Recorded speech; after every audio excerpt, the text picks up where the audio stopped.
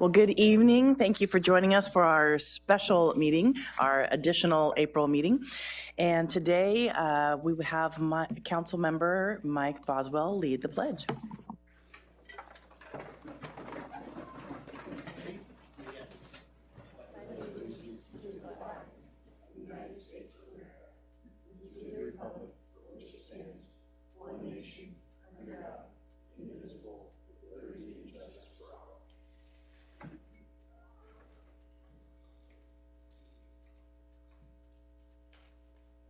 Thank you so much.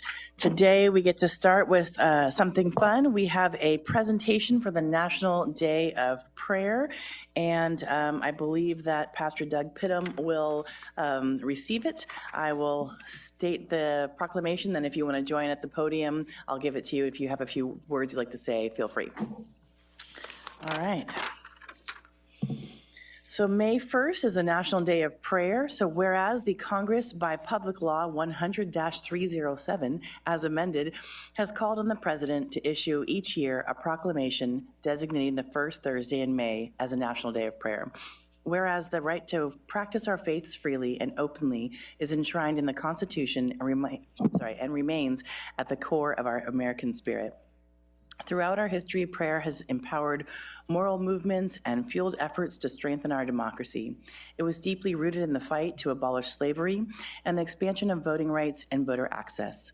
And it continues to compel us to uphold our founding creed that all of us are created equal and deserve to be treated with dignity and equality throughout our lives. For centuries, Americans of every religion and background have come together to lift up one another and our nation in prayer. Prayer is also deeply personal. Prayer has helped the bravest among us, including our service members, their caregivers, survivors, and families, to summon the courage to make great sacrifices for our democracy. It has guided the hands of medical professionals who heal our loved ones and steeled the nerves of our first responders who put everything on the line to keep the rest of us safe.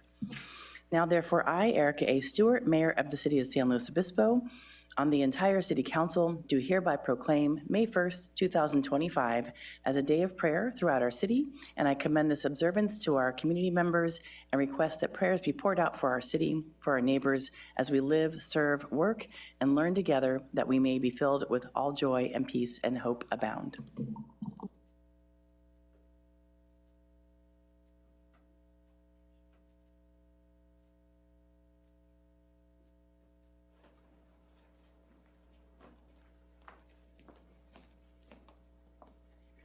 If you wish to post it somewhere or whatever. Oh, like excellent. All right. Thank you. Thank you. Well, good evening, Mayor Erica Stewart and the SLO City Council and all who are gathered here tonight. I'm Doug Pittum, pastor of the Nazarene Church right here in San Luis Obispo. On behalf of the San Luis Obispo community of prayer, I'd like to thank you for recognizing the National Day of Prayer here in our community. Honoring this holy and significant day is a privilege that we have to pray for our city and our state and our nation. We have done this regularly over the several decades that I've been in town, and I know that we gather on the steps of the City Hall and we pray as churches, we pray as a Christian community, and we pray as people of other faiths as well. And this is something that we treasure, and especially in these challenging times that we have with us today. The New Testament says in James 4:8, come near to God and I'll come near to you. And on May 1st, we are anticipating doing just that, to draw near to God in prayer and worship. And we believe that he will draw near to us as individuals and as a community here on the Central Coast. This union between heaven and earth will have ripple effects throughout the entire nation. As we understand, there's about 35,000 other prayer gatherings that are being planned nationwide on this same day. And so this year, the National Day of Prayer theme is based on Romans 15:13, which says, may the God of hope fill you with all joy and peace as you trust in him, so that you may overflow with hope by the power of the Holy Spirit. And this scripture reminds us that God is the hope of all of us. He is the one that can fill us with joy and peace as we trust in him.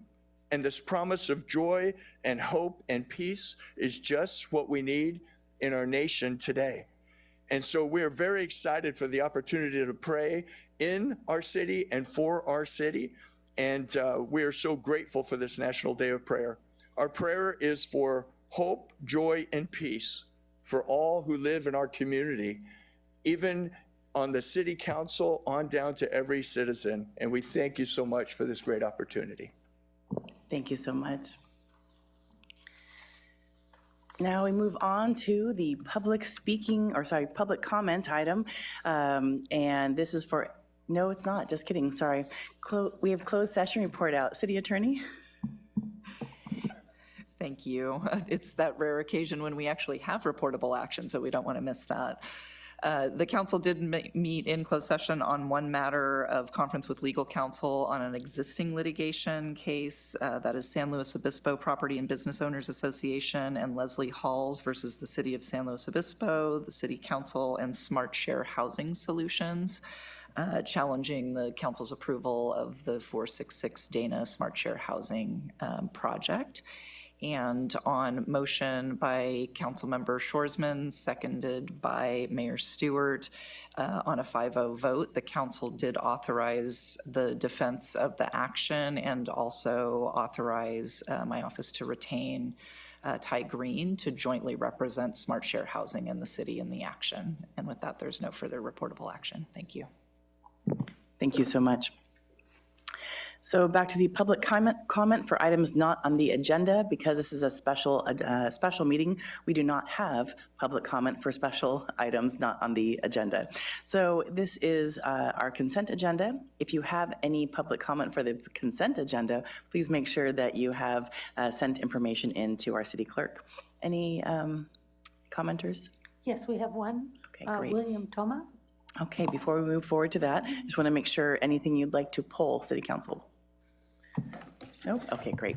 We'll move forward to Mr. Toma. Thank you for taking the opportunity. I don't want to waste your time. So I came in November and brought a concern I had for a house that we own on Hayes Street. And I think with the Sierra Meadows project at Cal Poly is improving parts of Slack Street, but not on the side going up the hill. And it's been a source of problems for pretty much my entire life. I probably shoveled 5 tons of mud out of the street on Hayes Street for probably at least 6 or 7 times, where water comes down the hill and then goes under the house.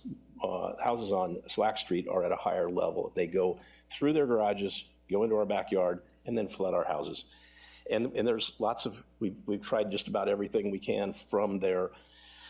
But the source is really coming off the hill. It's water coming off the hill. So I understand this is a tax. So you're dealing today with a tax transfer.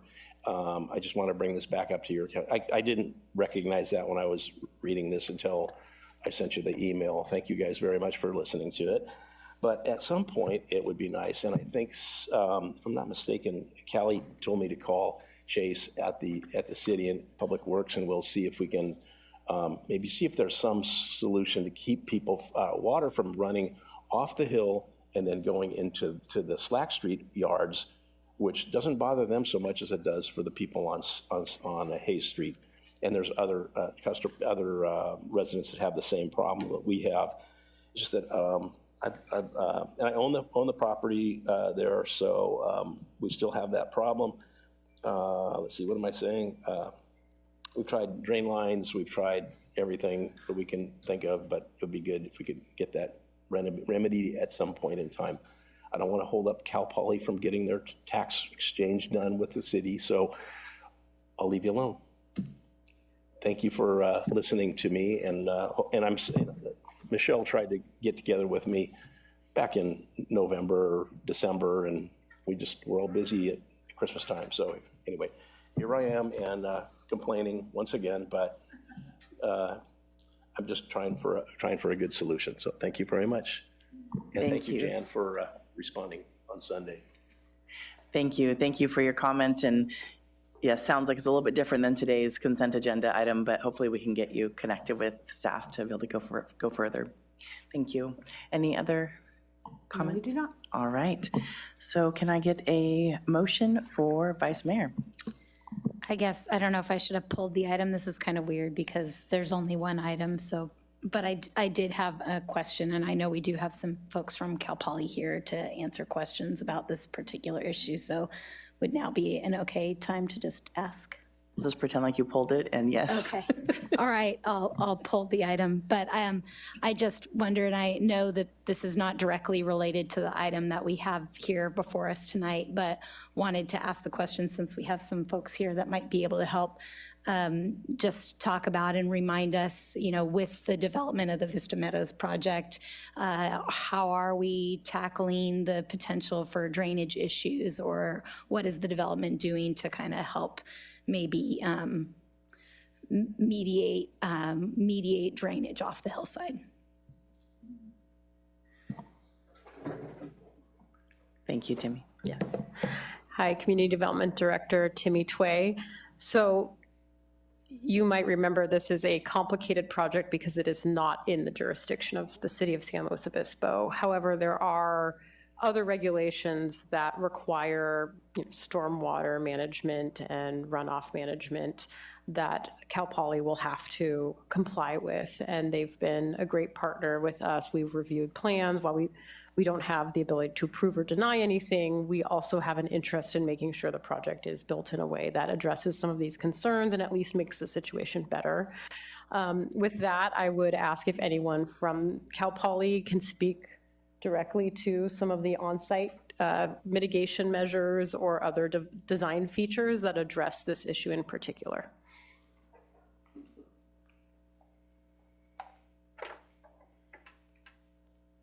Hi, I'm Mike McCormick, Vice President for Facilities Management and Development.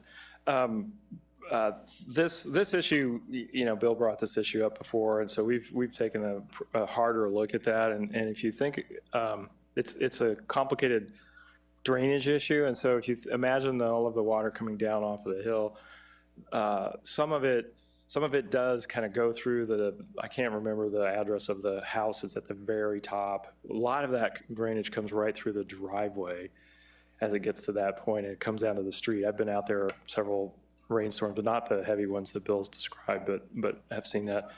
The answer to the question, though, is that all of the drainage that contained on the site that we're redeveloping will be dealt with as part of the project, and there's already been lots of retention basins built right along the corner on Slack Street, and the streetscape improvements will capture any of the rest of it. So we're dealing with all of the drainage in the project. Now, the problem that we have, and we would be happy to assist in, in rectifying this, is all of the water that's coming down off of the hill that is not Cal Poly property, but it's coming down that big ridge, and there's a lot of water that comes down off that, and so we'd be happy to, assist in trying to resolve that, but it's not related to the project. But we're not saying that doesn't happen.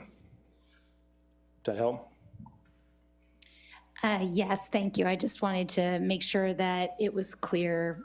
It is to me that you all are doing the best you can to not make the issues worse, and that the drainage issues from the project are being remedied as best as you can. Yes, better than it was in the existing condition, that's for sure. And appreciate your offer to, continue to talk about how we can try to not cause damage to people's property. Yes, thank you. Thank you, and thank you for the question, Vice Mayor. I know that we've been talking about this quite a bit, but it's usually kind of just in the staff world, and we don't get to see it up here as much, so thank you. So going forward, would you like to make a motion? Sure, I'll move approval of the consent agenda. Great, and Councilmember Francis? I will second. Great, could we have roll call, please? Vice Mayor Shorsman, Yes. Councilmember Francis, Yes. Councilmember Boswell, Yes. Councilmember Marks, Yes. Mayor Stewart. Yes, and the motion passes 5-0. And thank you so much for staff from Cal Poly to attend as well, so you could just give us a little bit of information. Now we get to chat about water.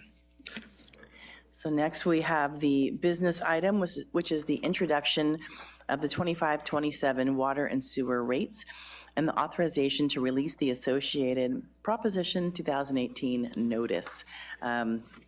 It's a topic that we never love to really talk about, which is potential rate increases, but I really appreciate that you'll be sharing why we're having this discussion and why this may be necessary. Yeah, thank you for that, Mayor Stewart, and good to see you all this evening. Council members, Mayor.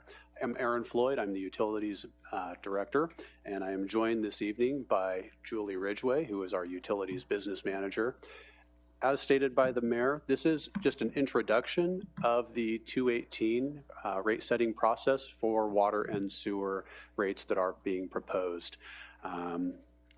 It is a little bit unique in that we tried this before with the solid waste rates, where we actually come to council first and ask council to make the recommendation, and we found it was a great process and that we had a lot more involvement in that. So thank you again for your time this evening, where we can share this and formally introduce this to the public before the 218 process commences, if approved by council.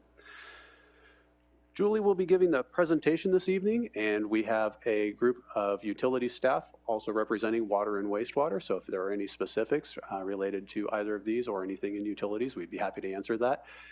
If approved this evening, we will be back in front of council on June 17th for the actual public hearing as required by Proposition 218. At that time, if approved again, we would also have HDR consultants with us, who are our rate setting consultants, to answer any of the technical questions on that part of it. With that, I'd ask Julie to please give the presentation. All right, thank you, Aaron. And good evening, Mayor and City Council members. As Aaron said, my name is Julie, and tonight I'll be introducing the proposed water and sewer rates for fiscal years 2026 and 2027. Now, tonight shouldn't be quite as long as the strategic budget direction presentation that we had last time, but we do have a lot of information to cover. So with that, we just wanted to provide a little bit of a roadmap for us to get started. You already know the reason why we're here, but we'll first go over staff's recommendation tonight, as Aaron mentioned, about releasing the Prop 218 notice. I'll then provide a bit of background on the rate setting process and the legal requirements that the city must follow in order to adjust the water and sewer rates. We'll then go over the proposed water and sewer rate adjustments themselves, how they changed since the last rate study was done, what the key drivers were, and what staff have done to try to maintain affordability for the community. We'll then do a brief overview of what a typical residential bill looks like and touch on how the city's rates compare to other surrounding and similar providers. We'll highlight some of the major water and sewer projects that are planned for the next 2 years, and then we'll close with the public outreach we have planned, the protest process, and our recommendations for the next steps ahead of the June 17th public hearings, should this be approved.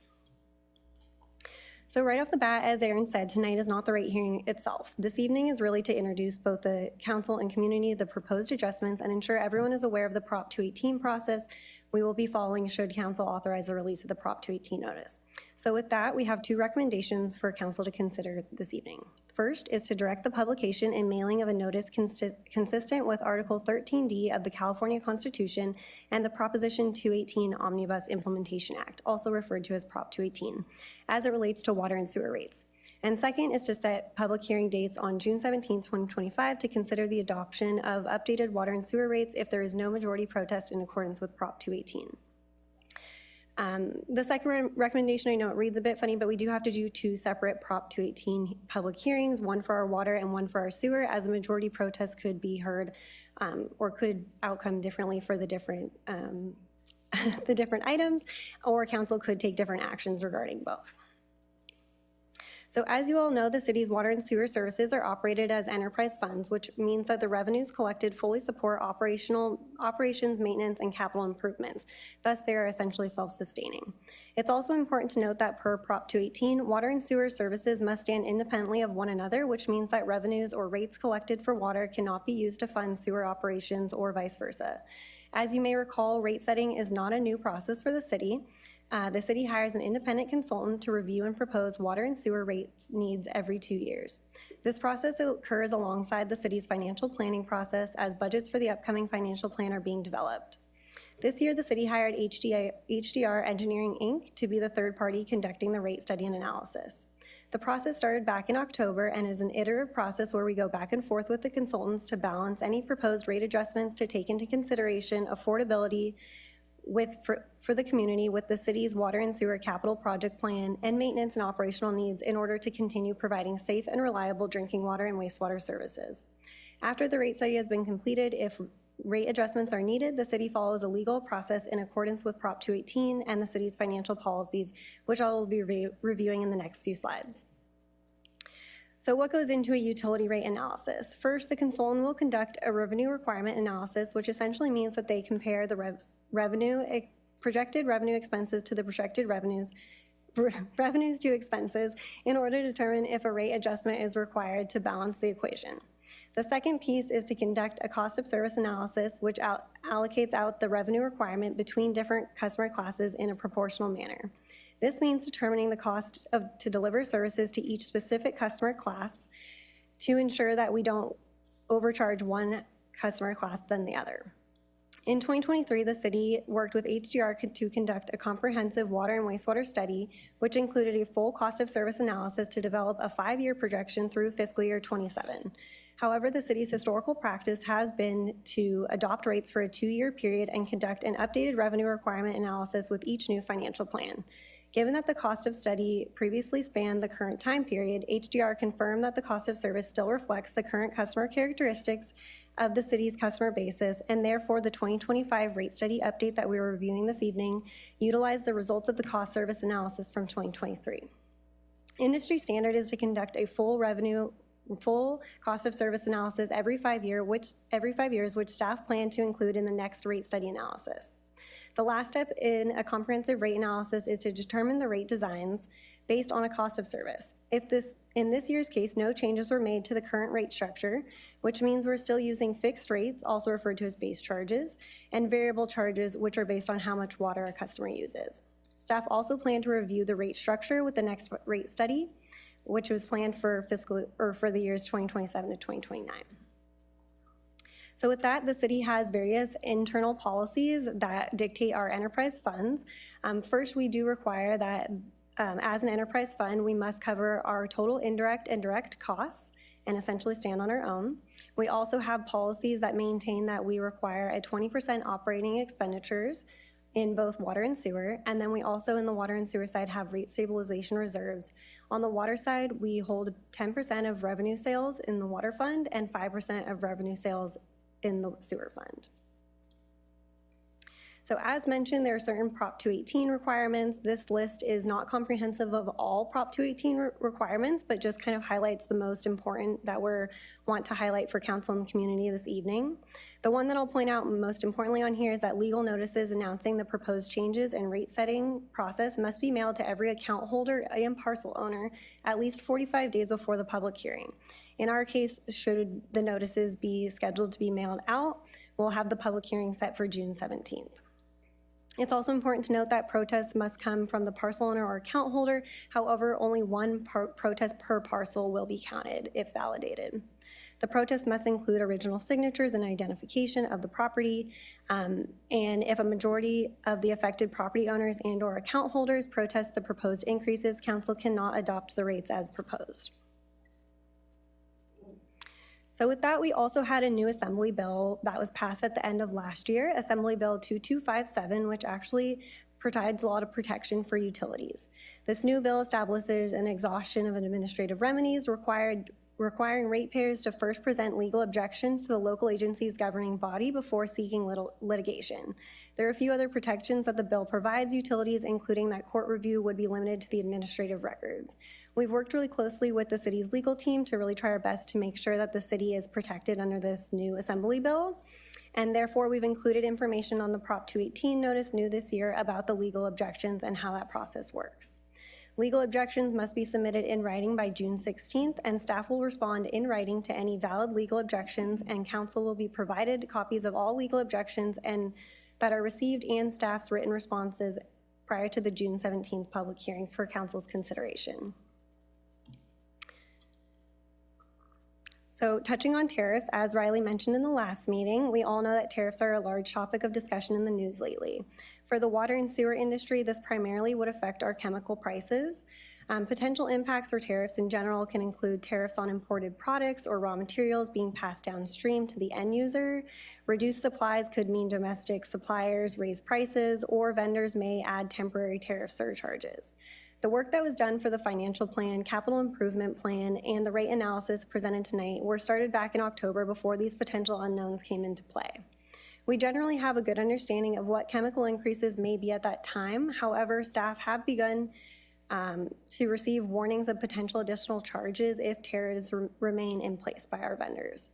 Staff will keep in contact with our vendors, and if chemicals go up significantly, staff may need to return to council at mid-year to request budget modifications. Which brings us to what is being proposed. So for water, our proposed rate adjustments are 5.5% annual increases over the next 2 fiscal years. As you can see, this is actually lower than what was projected in the 2023 rate study for fiscal year 2026 and is slightly higher than what was forecasted for fiscal year 2027. The years moving forward fluctuate by about 0.5 to 1.5% above what was projected for those years during the last rate analysis. Since the 2023 rate study, updated expenses and revenue data resulted in a refinement of the now proposed and projected rate increases for the next 2 fiscal years. The increases in the proposed water rate adjustments for fiscal years 2027 through fiscal year 33 are due primarily to increased costs for capital improvement projects, the addition of new projects as a result of the storms that occurred in the winter of 2023 after the rate study was completed, increased regulatory compliance, inflation, and increased costs of doing business. While there have been changes to the proposed rates since the 2023 rate study, proposed rate increases are more stable than to those projected in previous studies than our department has seen, where there have been significant factors that need to be incorporated, such as those coming out of the 2019 COVID pandemic or during the drought years. This consistency indicates that the city's long-term financial planning approach is working as intended, providing a stable foundation that can absorb moderate cost fluctuations without requiring sharp or unexpected rate adjustments. It also reflects that while some of the factors such as the 2023 storms and cost increases have added new cost pressures, the overall financial outlook for the water fund remains aligned with prior expectations, supporting the reliability of the city's water system. So while we won't go through each of the rates individually, and we apologize that these tables are quite small, we wanted to provide a quick review of the proposed rates. This is also how they'll be shown in the Prop 218 notice as well. For our sewer fund, unfortunately, we see a bit more of an increase of what was projected in 2023, with the rate increases of 6.5% for the next 2 fiscal years and then dropping back down. These changes are due to general inflation increases and increased regulatory requirements like we saw on the water side, but also include a pretty significant change to the sewer fund's projected revenue from Cal Poly University bringing its wastewater treatment facility online and beginning to treat a significant portion of their wastewater on campus during fiscal year 2026. As you can see, this drops off in about fiscal year 31 as Cal Poly's revenues are anticipated to rise with the projected increases in student population. As mentioned in the council agenda report, flows provided by the university are expected to drop to about 25% of what was provided last year in 2026 and to 29% in fiscal year 2027. This is a loss of more than $900,000 each year when compared to what was collected during fiscal year 2024 from the university. Again, we won't go through each of the rates individually, but we again wanted to provide a quick review of the proposed rates themselves. So what's really driving the cost of the increases? First, we've seen increases in costs associated with regulatory compliance. As many of you are probably aware, the upgrades at the city's wharf were primarily driven by regulatory requirements. We've also seen changes to the number of times the city has to put out the water quality reports and other regulatory requirements. Second, as everybody is aware, capital improvement projects not only are costing more, but we are also still addressing some of the larger projects due to the 2023 storms, such as the damage that happened to the Nacimiento pipeline, which was temporarily repaired but is scheduled to be fully repaired in the near future. We are hopeful that roughly 93% of the project, as well as some of the road damage that occurred from the reservoirs, will be reimbursable through FEMA. As with capital and what feels like most things these days, inflationary and increased costs of business impact both maintenance and operation costs as well. And then, as mentioned on the last slide, on the sewer side, we also saw pretty significant revenue losses from Cal Poly bringing on the new treatment facility. And finally, one of the key strategies we focus on is avoiding debt as much as possible through a pay-as-you-go strategy in order to minimize overall costs as much as possible. So we recognize that no one appreciates raising rates, and we too feel that things are getting more expensive. In order to try to keep things more affordable while ensuring that the city continues to provide safe and reliable drinking water and wastewater services, we maximize ongoing expenses as much as possible. For example, as you're all aware, the city is in the process of bringing back online groundwater.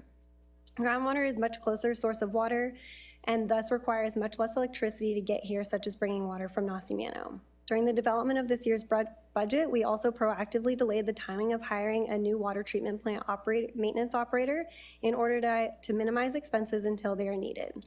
The maintenance technician will allow the city's water treatment plant operator's capacity to be able to take on the additional workload. We are also always looking for ways to improve operational efficiencies. For example, as you know, we recently brought on a new Tesla battery at the water treatment plant.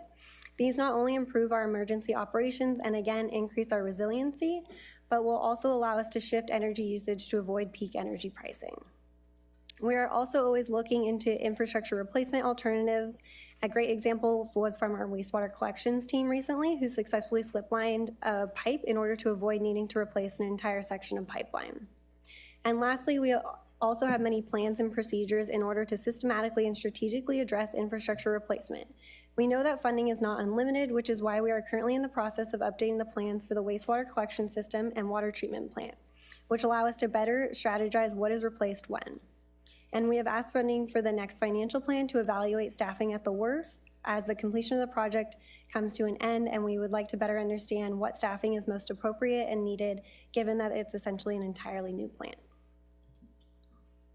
In addition to these efforts, our team members have also done some really great work at securing grants and alternative funding sources. In the last 7 years, we have secured more than $22 million and have applied for close to $7.5 million that we are waiting to hear back about. As you can see in the darker shades, we have applied for $2 million through the WaterSmart grant for assisting with the advanced metering infrastructure project. And we also recently submitted a rebate request for $5.5 million through the Inflation Reduction Act for the WRF, being a qualifying biogas facility, and for the clean commercial vehicles recently brought online.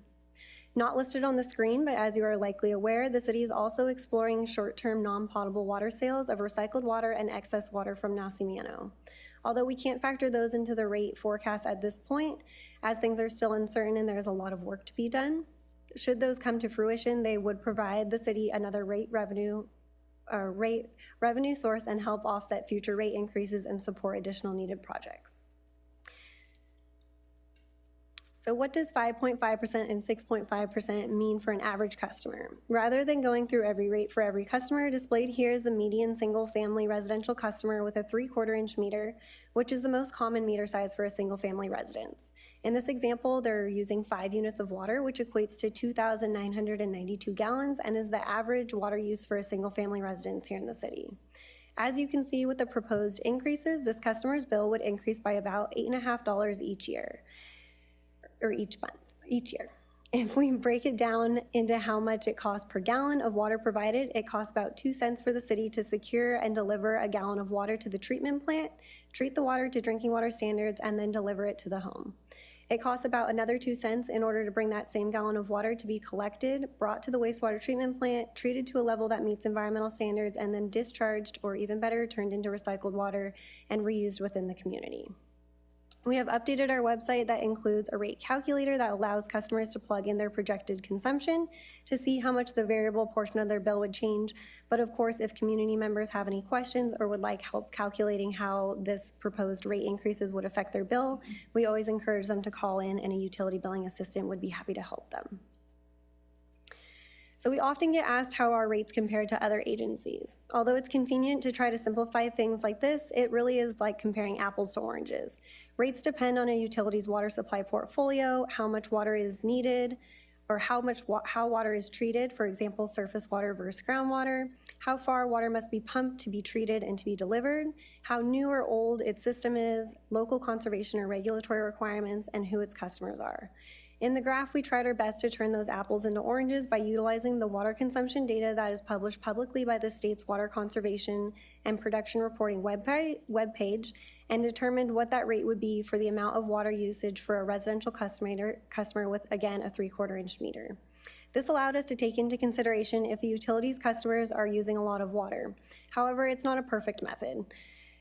It may not be the true average usage for a utility, but it does give us a better understanding of if a utility has a customer basis that is using more water than another. We also wanted to try to take into consideration that many of these utilities have proposed rate increases or have them that have been approved at this point. And so in yellow, we have the current rate as today, and then the additional rates would be at those suppliers and as the city would propose in July 1st of 2025 and July 1st of 2026, should the proposed rates that we're discussing take effect. For sewer, in this analysis, we don't have that average data reported by the state, so we use the average sewer usage published in each agency's Prop 218 notice. The variability that we see on the sewer side can be due to different regulations that utilities must comply with. Agencies that discharge into sensitive areas often face much stricter and therefore more expensive environmental regulations. The city discharges to a freshwater body that is home to steelhead trout, which requires that the city meet extremely stringent regulations. Costs can also vary in areas with newer infrastructure. For example, not shown on the screen is Los Osos, but they're about $200 a month for a single family residence because they've recently built a new plant. Hilly terrain, which requires really expensive pump stations or spread out populations, can require more pipelines per customer. So what does 5.5% and 6.5% increases look like over the next 2 years regarding projects? As you're aware, the city is bringing on advanced metering infrastructure, commonly referred to as AMI. The smart metering will not only allow the city's operations to be more efficient, it will also allow customers to see real-time water usage and set up leak alerts to be alerted if something were to happen to their home or business. As mentioned, we are also working to bring groundwater online, and over the next 2 years, we have the construction for the new wells scheduled. Again, bringing groundwater online will not only help offset pumping costs, it will also give us a more resilient water supply. We also have some large maintenance projects scheduled at the water treatment plant, including maintenance for the ozone system, filter media, and under drains. We also plan to start the initial environmental studies for the replacement of one of the city's main water storage tanks over the next 2 years, and we'll be replacing one of the main arteries of the water system along California and installing new recycled water pipe, or as we like to call it, purple pipe on Orchid. On the sewer side, we'll be celebrating when the city's Wharf upgrade project is finally complete, which is projected to wrap up this year. We'll also be replacing main arteries of the wastewater system on Islay and Choro Street. As mentioned, our wastewater collections team is conducting a sewer infrastructure renewal strategy that includes a flow study in order to update our inflow and infiltration models to better understand where the weakest points in the collection system are, as more inflow and infiltration means more water that needs to be treated at the treatment plant. As part of the I&I program, we'll be continuing the private sewer lateral rebate program to help folks replace their sewer laterals. And finally, major maintenance and improvements to the city's lift stations in the Laguna Lake and Silver City neighborhoods are planned over the next 2 years. We also wanted to spotlight some of the programs that help customers lower their bills in the first place. We offer rebates for high-efficiency toilets and urinals, large landscape smart irrigation controllers for businesses and HOAs who have larger-scale landscaping, water-efficient dipper wells, which are the perpetual wells that you see in ice cream shops. We also provide complimentary kitchen spray rinse valves, low-flow shower heads, faucet aerators, dye tablets to test your toilets for leaks, hose nozzles, and garden timers. Our water resource technicians are always willing to help customers conduct a water audit or identify a water leak. They currently also monitor usage when reads come in every month to help identify potential leaks. However, like we said, we're really excited to be bringing on AMI, which will allow customers to monitor their usage remotely and set up leak alerts themselves. As you may remember with the solid waste presentation, the city also offers a customer assistance program to eligible residential customers. Because one customer's rates cannot subsidize another, this program is supported through the late fees that are collected.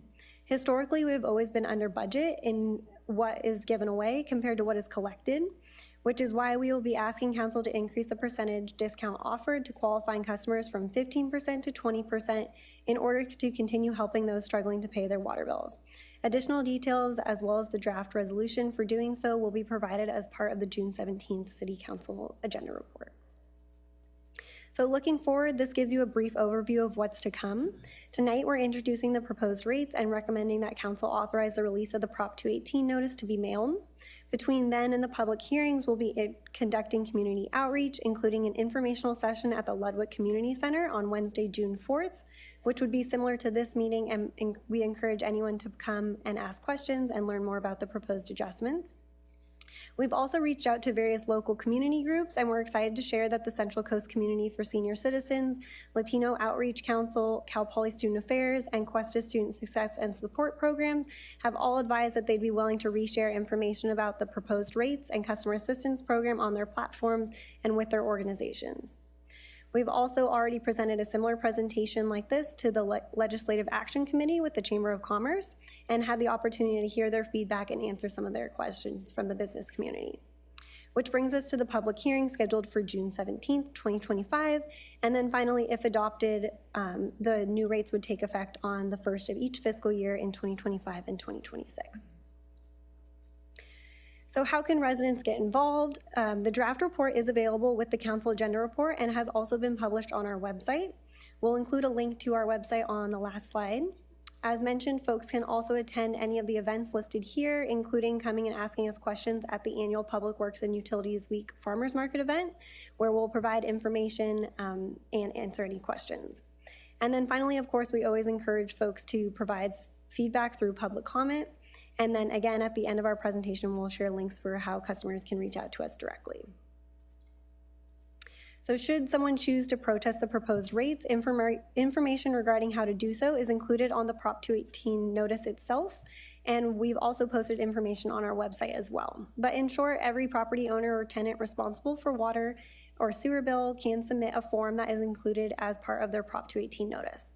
Although both property owners and tenants receive a notice, only one protest per parcel would be counted towards the majority protest.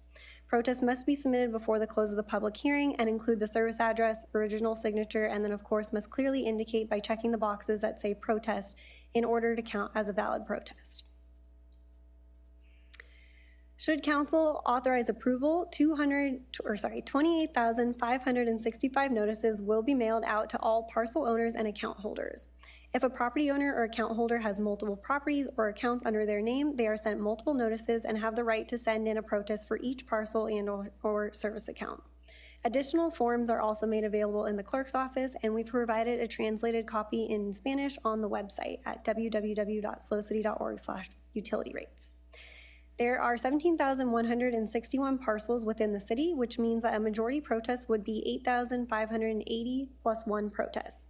If a majority protest is determined to exist at the June 17th, 2025 public council meeting or public hearing, council cannot adopt the proposed rates. If a majority protest does not exist, council has the authority to adopt rates up to the proposed rates. So with that, thank you for your time. We've provided the information here for folks to get a hold of us, and we would open it up to any questions in your deliberation.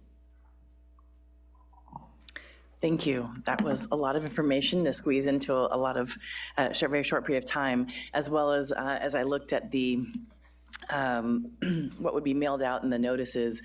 That is a lot of information, and I always wonder who actually will read it, and I really, really hope people do so they can see what's happening versus later on just kind of being upset. So I hope that they can see that information. A really quick question, I think.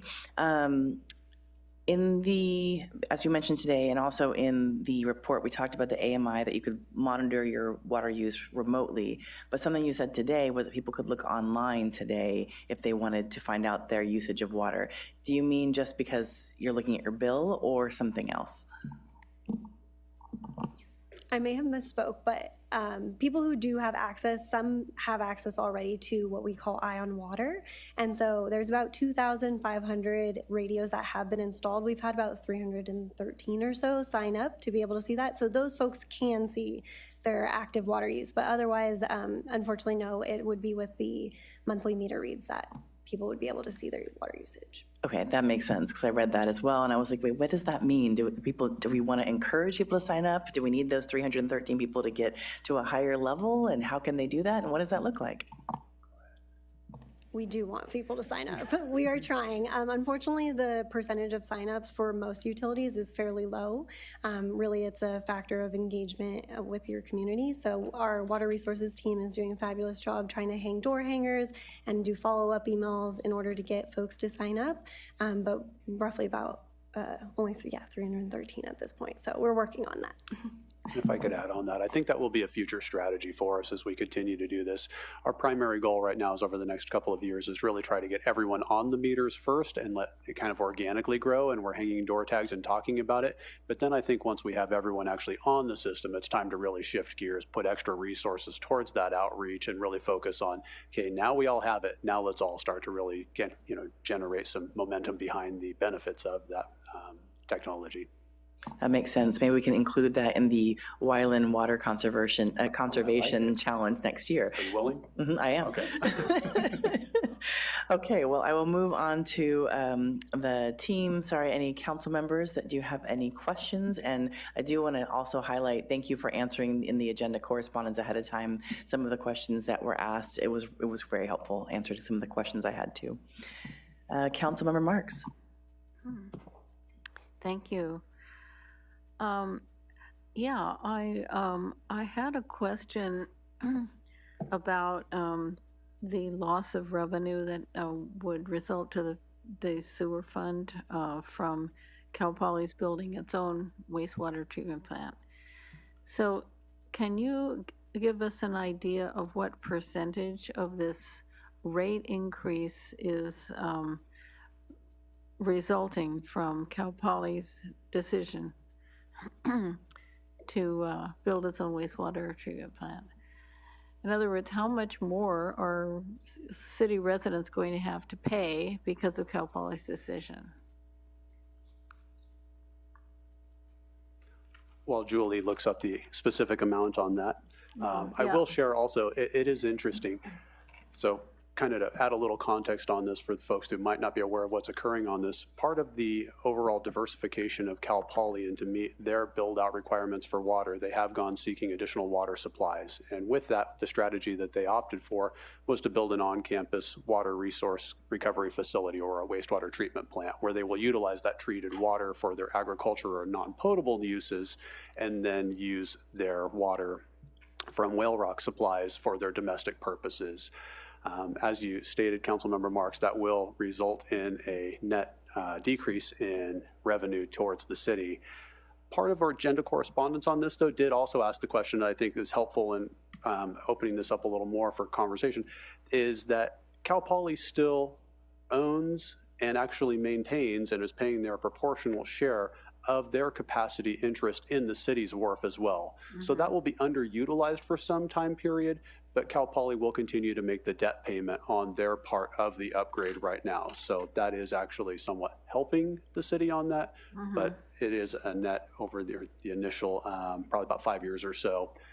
It is a decrease in revenues from that. And again, that'll taper off as their facility comes online right there and then reaches its capacity. Then that wastewater from the university will return back to the city's wharf. I'll just add that we also did project out that it's about 48% of the first year for the rate revenue that's required, and then about 21% of the additional rate revenue in the second year. Yeah. So That's the percentage of the percentage. Okay, of the percentage. So of the 7.5%. Okay. it's the, I want to understand this. So it's a percentage of the increase.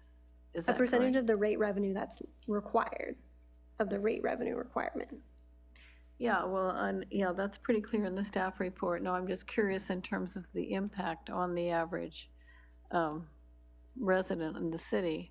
What portion of the increase in the rate is a direct result of Cal Poly's decision to build its own wastewater treatment plant? If a ballpark is okay, I don't expect,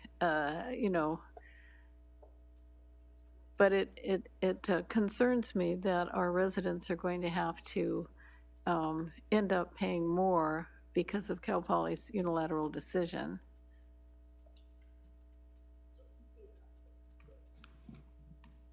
And my recollection is that the WRF was designed to handle the flow from Cal Poly originally, yeah.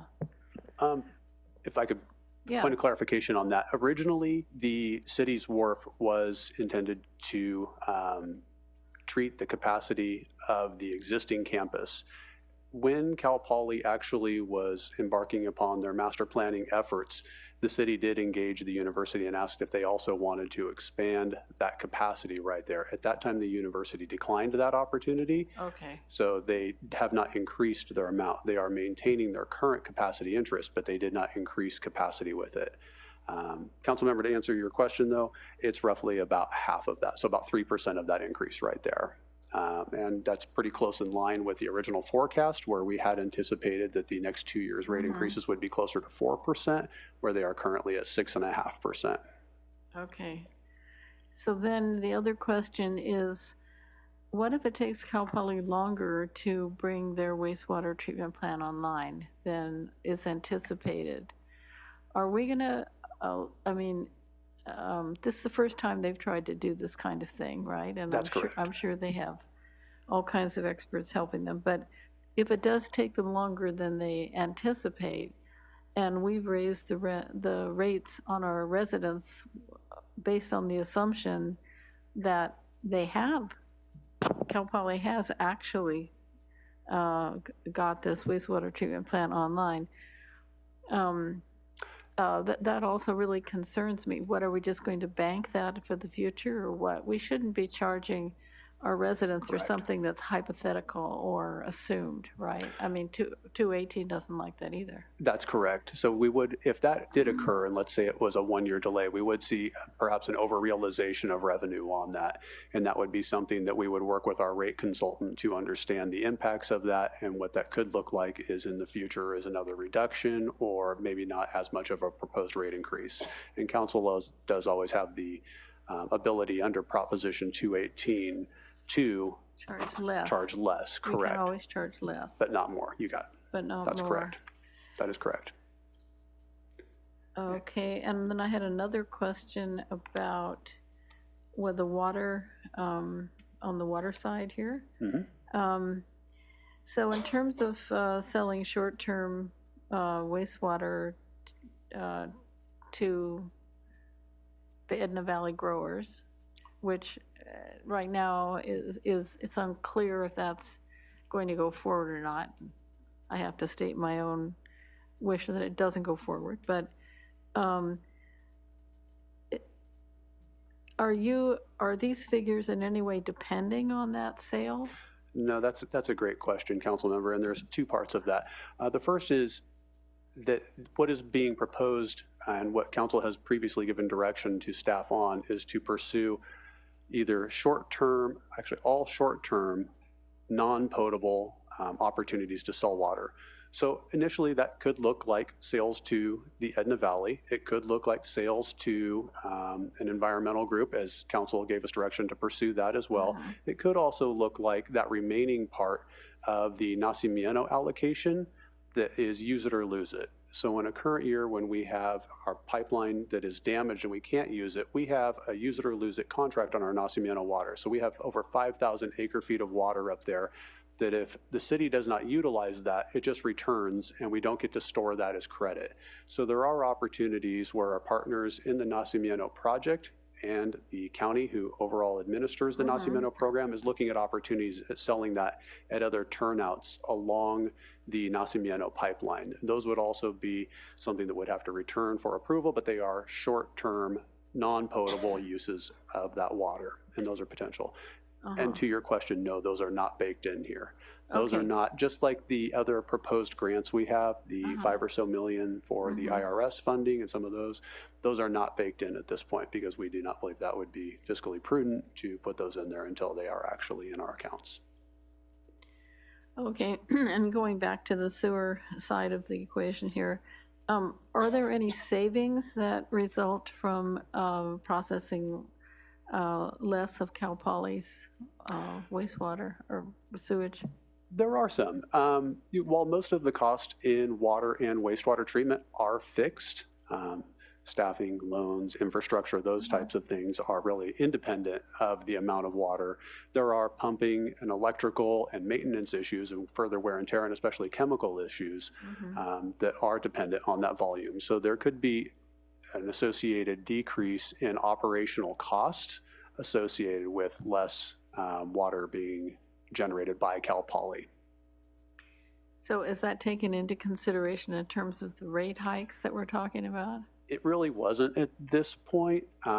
It's something that there is enough, we believed as staff that there are still enough of those assumptions that we have to make because right now we are currently running 2 WRFs at once, essentially transitioning over, and there are so many unknowns still as we are bringing on our, the city's largest CIP to date, that project, to really understand what the true operational cost of that are.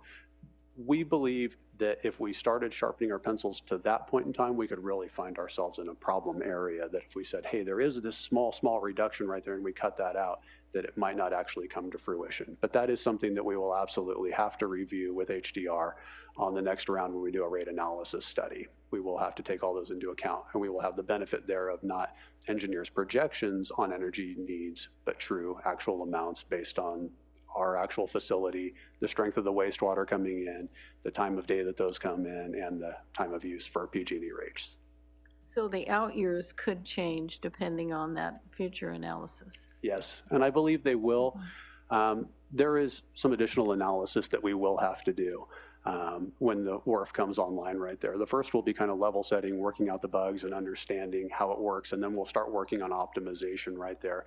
But we believe that it will be such a significant change that we have actually, in the previous meeting we had with council, one of the items we have carried on there is an SOBC to actually do an analysis of staffing as well at the WRF, because we do believe that the new facility is going to be that significantly, potentially different, that we may want to even look at how we're, do we need more maintenance people and less operations staff? Do we have more electrician style needs now and less actual valve turning? So we are aware that we are moving into new territory that is really uncharted for the city. Thank you. That's all I have for now. Thank you, Vice Mayor. Thank you for the greater description about the relationship with Cal Poly and how their change and process and the bringing online of their new facility is going to impact the city. And I just want to put a finer point and maybe clarify just to make sure I heard you correctly. So basically, as soon as their facility comes online, their need for the current capacity that they are receiving from us will drop by about 75% in the first year or so. And then over time, as they build and increase the number of people on campus, they'll basically be maxing out their facility or close to it immediately, and then using up us as a backup, so to speak. So over time, it'll go from 25% to 30% to 35% and so on of our facilities capacity back up to what they were before, or not still end up being less than what they were before, or do we even know that yet? I'll start with the first part of that, and you summarized that correctly. And it's for 2 reasons. The first is that they want to maximize the amount of recycled water that they are generating, because it allows them to put that to maximum capacity right there for their needs for non-potable water. The second is that when you bring on a new wastewater new wastewater system like that, you really can't just trickle a couple gallons at a time into it. It's a set kind of volume that they're optimized to work at. So you really have to divert this large chunk of water right into it and maintain that flow right there. So it's almost like they're really peak shaving off that large amount that they used. They're going to be treating it that at their WRF. And then exactly to your point, as additional flows come online, we will really see those additional flows off of the top that their facility can no longer handle, and as they've reached capacity, and we will start to see that ramp up on the city's WRF. So it really wasn't an option for them, is what I'm hearing you say, for them to kind of keep us whole and slowly bring their facility online. It kind of had to work the other way. That's correct. Okay, thank you for that. In your slide deck, you had some slides showing the difference in the various municipalities with rate increases. I don't know if you could go back. Yeah, exactly. So can you explain what the wavy kind of grade outlines are for Morro Bay? There were a few on this slide, and then there were a few in the others too. Yeah, thank you. So what we tried to show there is that if they haven't had a projected rate increase that they've published publicly, then we just put dashed lines in that they may, have to propose rates in the near future or in the future. So just indicating that those are the same. So on their water side, they actually haven't raised their rates since 2019. And then as well on their sewer side. And then we have a couple additional agencies who just have rates published through that current fiscal year. And I thought this was interesting too. So what you indicated verbally was that in some areas sewer is more expensive because of, and then we see Morro Bay's rates kind of higher. Is that what you were kind of articulating without actually saying? I think what we're showing here, what we're trying to illustrate is a couple different things that go on with sewer rates. And it is interesting, and I think Julie summed that up nicely to say it is apples and oranges, because the city of San Luis Obispo is a great example. The primary driver behind our wharf upgrade was to meet a lot of the requirements that are based on the fact that we discharge into a steelhead creek, which also has a designation that it could be used as a drinking water supply. Now, there are other regulations that would actually prohibit that because it's a wastewater effluent dominated waterway, but we actually have to meet certain standards for our wastewater treatment that are down to parts per billion, where the same chemical on the drinking water side would be parts per million. So because we discharge that, we actually chill the water before we discharge it to the creek. So there are different levels of requirement. Ocean outfall, even though some people would think that would be a little bit more stringent, it actually for regulatory purposes is really less stringent for the most part. We're also seeing the difference on what it looks like to build a new facility versus in a greenfield site versus when you actually, retro in an existing place like we're doing with our current wharf. Interesting. Never knew I was going to learn so much about water and wastewater. Just one more question on the last slide. There's a row of numbers along the bottom that says GPCD. What is that? Yeah, thank you. That is gallons. Yes, thank you. That is gallons per capita daily. And so that is that metric from the state conservation portal that we tried to use to make it a little bit more quote unquote fair to be able to show how a utility utilizes different amounts of customer water use. That's pretty interesting. Yeah. Too, right there, comparing the cities to, anyway, thank you. That's all my questions. Thank you. I think as I look at that, the Santa Barbara rates versus the amount they use, looks like we have some competition to get a little more conserving. Yeah. Councilmember Francis. Yeah, thank you all so much for all of the information so far. Really appreciated all the agenda correspondence. There was a really great narrative in there about the FEMA reimbursement, and that there was some assumed FEMA reimbursement kind of baked in there. And this might not be a fair question because it's sort of a what if, but do we have an idea of what the rate increases might look like in our next round if we don't see those FEMA reimbursements come through? I know that's playing what if here, but. It is, significant. Okay.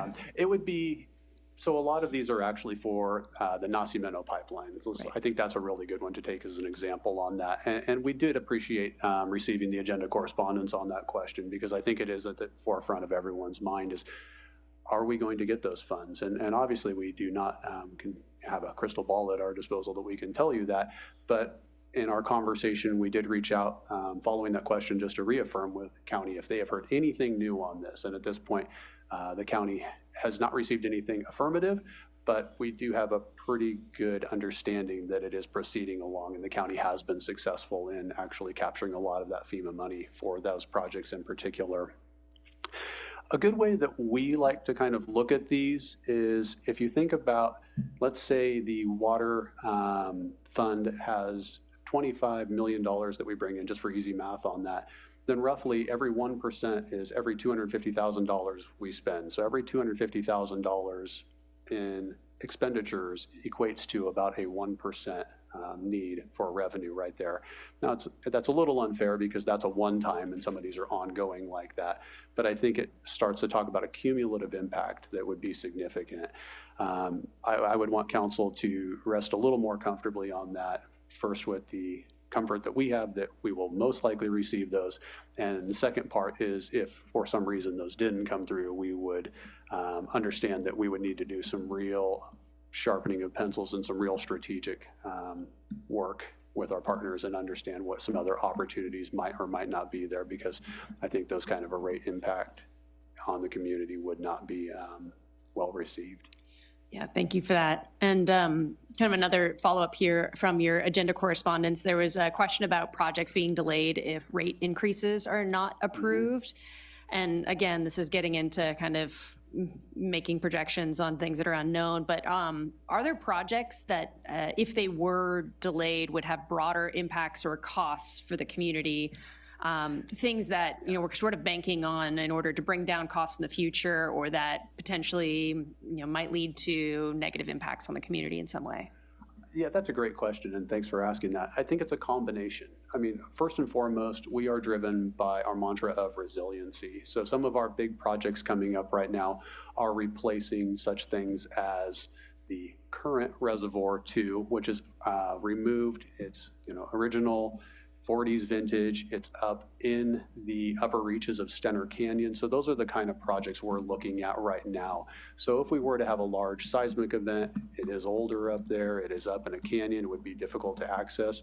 That would have a major impact on the community. So that's one that we are looking at designing a new, what we were calling Reservoir 2. It's addressed as T3 on this one, as we're looking for a better name for that tank instead of the classic numeric. We also have a lot of the newer water mains being, it's pushing water from the water treatment plant throughout town. So roughly we have 2 of these larger trunk lines that deliver water to about 50% and about the other 50% of town. So those are the projects on the line right now.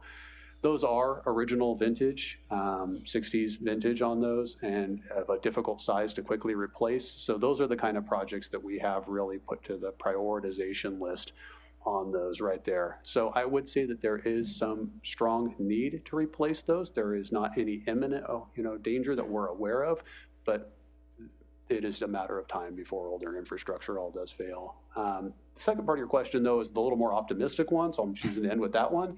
There is some opportunities in here with some of the projects at the wharf, like the flare and some of those, where we can continue to look for those opportunities for cogeneration expansion right there, that we can look at on-site electrical generation to hopefully offset some of those increased costs that we are seeing. Excellent. Thank you so much. Thank you. Thank you. That really added to one of my questions was going to be, as we're looking at our CIP in June with the financial plan, are there different projects we could not do so that we could lower the prices or lower the rates? But I think you just answered that, so I'll skip that. Also, there's so many dollars, so many millions of dollars that you have all gained in grants, which is fantastic. If those 21 or almost $28 million grants were not researched, what kind of rates would we be looking at right now? Yeah, I could try to multitask, and unfortunately I'm not very good at it. I would say huge amounts. Right. What we would really see on a lot of this is we likely wouldn't be able to do some of these projects because they just would not be in the cards for us given the revenue that we would currently receive from the community. It would be such an extreme situation to be able to ask for those kind of rate increases. And that has really allowed us to have some great opportunities. So when we look at things like the energy resiliency at the water treatment plant, we now have the online battery right there that when power goes out, as it does, we automatically are able to maintain 4 to 7 hours of electrical power right there seamlessly before we actually then have to convert over to the diesel generator. But that also allows us to then peak shave, where we're actually, times when the grid cost more money to draw that electricity from, we're able to pull that off of the Tesla battery. And in times when it's cheaper, we're able to refill the Tesla battery. We likely wouldn't be able to do any of the, now approaching $8+ million for the groundwater expansion project. That has been almost entirely grant funded. So that's been another one that helps us out with resiliency. In case something does go wrong at the water treatment plant, we can start to, we're working towards the ability to be able to backfeed into our system from that project. That also has the nice benefit of cleaning up the groundwater basin right there. And it should be actually far less expensive than pumping water all the way from Nacimiento, Salinas, and Whale Rock reservoirs and then treating it at the water treatment plant. So I think it's a combination of those things that we would have to either increase cost for, but also a lot of those infrastructure projects that we just could not have done. That makes sense. Thank you so much. I feel like that was one of those really proud moments during COVID. At least we could gain something, which was helping people with the resilience, especially during public safety power shutdowns. I got all the PS. That was a huge concern for our community, where we're landing in that pipeline of energy as well. So thank you. Lastly, I think, would you say it would be fair to say, we looked at the wharf for lasting us the next 100 years. It's lasted us 100 years. We're hoping for 100 more years, or what's the lifespan that we're hoping for the wharf? Some of that is, and that's a good question. I might have to look to Chris a little bit on this one. 50? If I could ask Chris Lehman will come up. Chris Lehman is our wastewater deputy director in utilities, and he'll be able to give a little bit more of an explanation on that. So great question, bit of a nuanced answer, but typical wastewater treatment plant life cycles are about 25 years for major upgrades. The caveat with that is a lot of the upgrades, as Aaron and Julie have mentioned, are driven by regulatory requirements. So as new requirements come down, new permits are issued and mandated by the state, that could potentially increase, the frequency of an upgrade. But typically 25 years for a major upgrade. That being said, we still have part of the facility that's been online since the 1960s. But overall, we're looking at 25, maybe to 50 years. Thank you, appreciate that. Then lastly, I know I just said lastly, sorry about that. I remember us having conversations around the dry cleaning particles that had to come out, the chemicals that had to come out of our groundwater. So I know that we don't talk about it as often because it's not a direct effect on the rates, but I believe we have some more intense cleansing that we have to do based on that lawsuit. So can you just give us a quick summary so that if someone is watching this today or later, that they could kind of see the whole package of what it costs to provide the water? Right. So there's a couple different chemicals that people have been discussing recently. PFAS is a large one we hear a lot about. We're fortunate at this point in that many of our water sources are surface water, so we actually don't have PFAS in any of those, so that is a really nice thing right there, that we are not facing some of the challenges that many of the other cities around the state have had to do to remove PFAS right there. On the groundwater cleanup that we are working on, that one, that is a PCE contamination right there. That is one that we are actually removing, and that is actually why the state is actually funding a lot of this process, is because we are cleaning up the groundwater. And it's still undetermined by the state, the actual original responsible party for that, but they are excited to have a partner in the city to actually go ahead and start cleaning up this groundwater right there. So we will be pumping the water out, and we will be running it through activated, granular activated carbon right there, charcoal. And it is a great medium for which those contaminants can actually bind to that, and then we can safely haul those away to be properly disposed of right there. Those treatment facilities will also likely work for many of the others. It is kind of one of the more standard operating technologies there for removing contaminants in groundwater. Awesome, thank you. I agree. We never knew we'd want to know this much about wastewater or water, but thank you. I don't see any other questions. Okay, so we'll move forward to City Clerk. Any public comment? We have none. Okay. So with that, we'll bring it back to deliberation. Who would like to start first? Don't all go at once. Councilmember Boswell.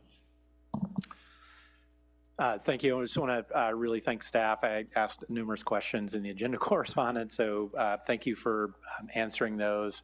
Also, one I'd been curious about was the sort of history of the rate increase, and I observed that our recent year rate increases have been below the California Construction Price Index increase, and I know this is a big capital water and wastewater are big capital efforts by cities. So I was curious about that, but it made me feel much more comfortable that we're doing our best to cost control as we continue to even expand. I mean, it's not that we're even just sort of holding the line on where we are. We're continuing to improve and upgrade the infrastructure, but still maintain below that. And then the other was, thank you for putting the information up on the comparison cities as well. And although I'm no water expert, I know that you can see from there we're paying pretty similar rates to our peer communities. But I know we're also generally not only much more water secure than many of our peer communities, but we've got again, we're in the midst of upgrading our water reclamation facility to a very modern facility. So we're, kind of out there really on the leading edge of ensuring clean and safe water for this community. And we're able to do that at cost comparable to communities that probably aren't as far along as we are. So thank you for your hard work on water and wastewater. Great report, and thanks for answering the questions, and I'll be supporting the recommendation. Thank you so much, Vice Mayor Shorsman. Yeah, thank you for answering my questions, and I appreciated the questions from my colleagues as well, because I had been wondering about some of those things and just didn't think to ask them, so appreciate that. Just, I guess, some comments, and I'm grateful to have this process, and I really appreciate the way you handled the solid waste 218 process, where we actually kind of get two chances to ask questions, where we're having kind of a more thorough discussion and ability to ask questions now, and then we'll also have more opportunities in June. I think it just makes for more transparency and a more thorough understanding for us, and hopefully the community too. So I know this isn't our last chance to kind of dig into this. I do appreciate, noticed in the staff report, all the efforts. It was mentioned many times that we make a pretty concerted effort at avoiding debt for some of these capital improvement projects. I realize that there are reasons and times where it's appropriate to use that tool, but at the same time, things are never more cheap than when you can pay for them as you go. And at the beginning of things, they just get more expensive when you have all that debt service added on. So I think it's, when we can, smart for the community overall in a long-term way of thinking about things to try and avoid that. So I appreciate that you all are doing that.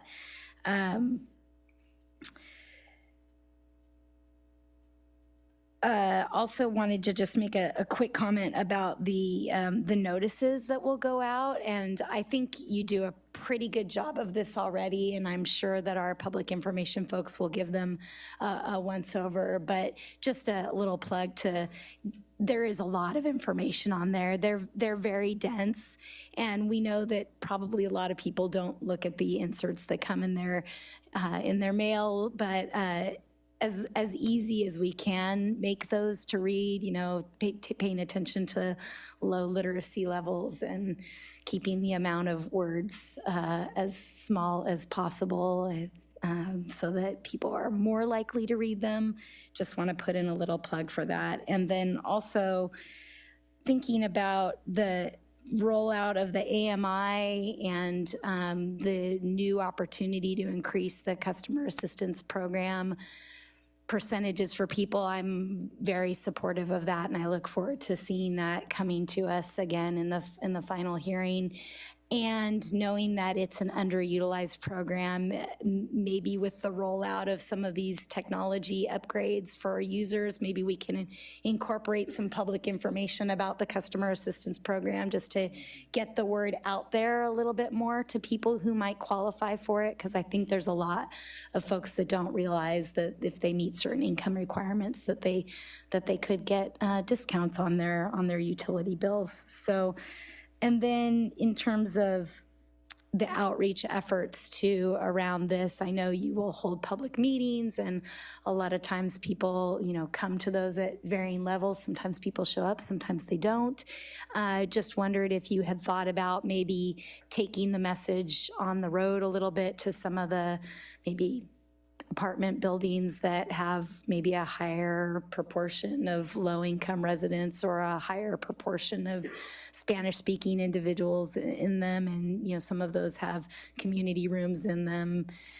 Maybe you might get a little bit more uptake in information if you take the information to them rather than having it in the community room across the street at the library or here in Chambers. So just a thought that I wanted to share. And again, thank you for all the hard work. Thank you. Councilmember Francis. Yeah, thank you. I'll keep my comments brief because Councilmember Boswell and Vice Mayor Shoresman really touched on most of what I wanted to say.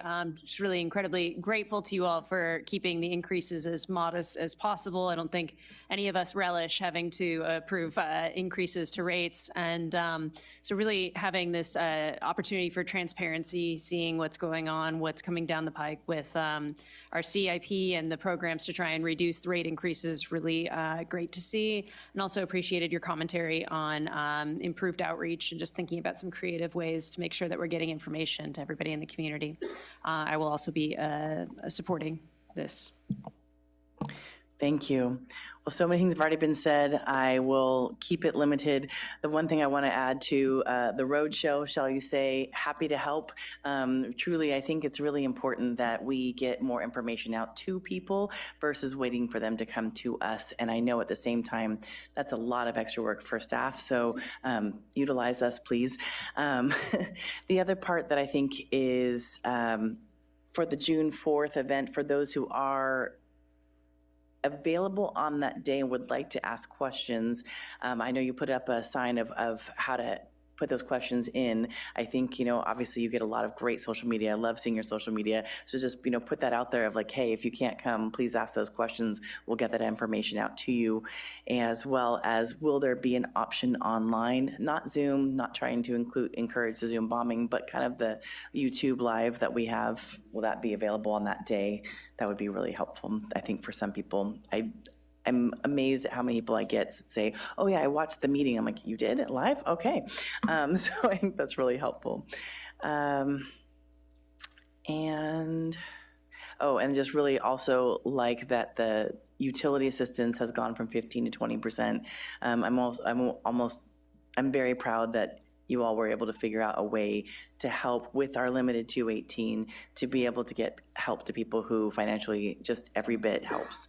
And then lastly, I will say that the 218, or sorry, the water and wastewater showing this opportunity now versus just in June. I think that's been my main complaint when I came on council was really June when everyone's having their students graduate and leave and Quest is done and Cal Poly's busy.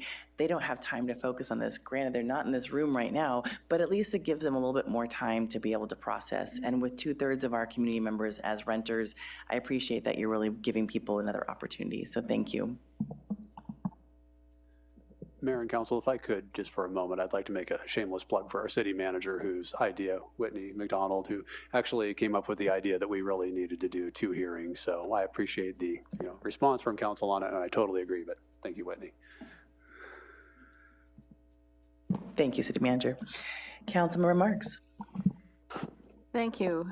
Yeah, I just want to compliment you on this agenda report. And I really appreciated the very well thought out alternatives that you offered, instead of alternatives like, well, you could do this, but we don't want you to, or you could do that, but we don't recommend it. You know, I really appreciate the thoughtfulness that went into the alternatives. I do have a concern about mobile home parks that don't have separate metering.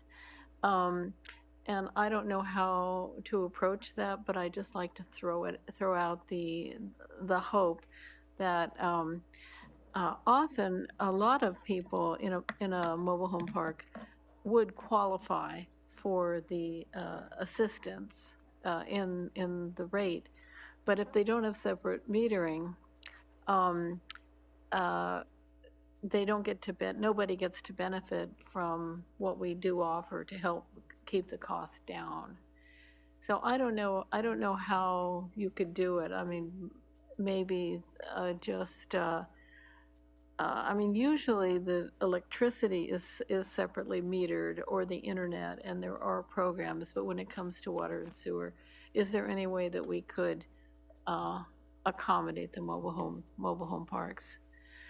And then the other kind of request that I have is that if at the mid-year, after one full year of the budget, when we have to go into the second year, if we could just look at these rate increases and see, did Cal Poly actually build their wastewater treatment plant?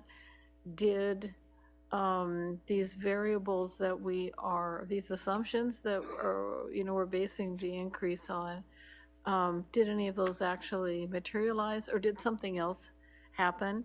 I don't know. I am going to support this, but I would like to, the fact that we have a 2-year budget cycle means that the decision we're making tonight is for 2 years, which is a long time. So I don't know, would it be possible to check in at the end of this budget year before we go into the next one? I would think we can, because we usually get the updates for the quarterly and the mid-year. That's a great idea. Yeah.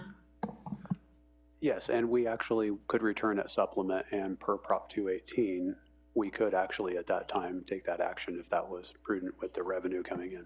Oh, because you kind of have to do it anyway for 218, right? We do put notices out to everyone on that, but I think we would take a separate resolution to council, and council could do that. Would you agree with that, Christine? I'm sorry, Christine. Just as a point in how we could do this, our understanding is that we could actually, so if council adopted tonight's recommendation, it goes out, and we adopted the rates for 2 years, the first rate increase would start on July 1 of 2025. In those intervening months, though, before we come up to supplement, we could watch that right there. So if there was a major delay in Cal Poly or some other, event that occurred that did switch that right there, that did require less revenue, that is something I believe we could come back by resolution, as our rates are adopted by resolution, and actually do less. Correct. If there's a reduction, that's correct. Okay, well, I think everybody's nodding their head. So, yeah, that would be great, because it's always painful to have to increase rates. So, thank you. Agreed. Well, I think at this point, do we need a motion? I believe we do, right? Okay. I'm happy to move, pull up the recommendation, sorry. I'm happy to move to staff's recommendation to introduce the 25-27 water and sewer rates and authorize the release of the Prop 218 notice. Is there a second? Councilmember Boswell? Second. Can we have roll call, please? Mayor Stewart? Yes. Councilmember Boswell? Yes. Councilmember Francis? Yes. Councilmember Marks? Yes. Vice Mayor Shorsman? Yes. Thank you, and the motion passes 5-0. I look forward to us getting more of the community involved to hear what's happening, to understand what's going on with our rates and our water, and just really know that this is, again, the continued investment in our water and our water security. I am asked constantly about the growth of our community and what this looks like. This investment in our water is what we're talking about, whether it's our clean water or our removal of our not so clean water and cleaning it again. So thank you so much for your work. Absolutely. So with that, this is not a regular meeting, so we will not have our communications and liaisons conversations, but we will do that at our next meeting, and that will be on May 6th at 5:30 p.m. right here in Chambers at City Hall. Thanks you, and have a good night.